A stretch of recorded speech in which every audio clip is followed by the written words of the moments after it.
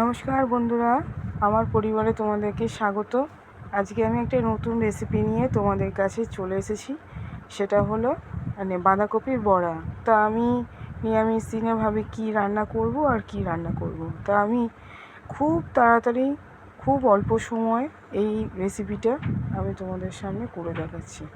প্রথমে আমি বাঁধাকপিকে ছোটো ছোটো করে কেটে নিয়ে ভাপিয়ে নিয়েছি, তার মধ্যে টমেটো রেখেছি। আর যে উপকরণগুলো আমি দিচ্ছি দেখো, নুন, চিনি আর কালো জিরে, হলুদ, লঙ্কা দিতে পারো, আর সামান্য চিনি দিয়েছি। আর বেসন দিয়ে ভালো করে মিশিয়ে নিয়ে গরম তেলে আমি অল্প অল্প করে ভেজে নিলাম। তা বন্ধুরা, তোমরাও এই রেসিপিটা ট্রাই করে দেখতে পারো। নিরামিষ দিনে এই বাঁধাকপির বড়া দিয়েই খাওয়া হয়ে যায়। আমার তো খুব ভালো লাগে, তোমাদের কেমন লাগে অবশ্যই জানিও। আর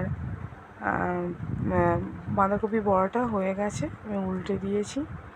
আর তারপরে আমি তোমাদের সামনে তুলে ধরলাম কেমন হয়েছে বলো বন্ধুরা।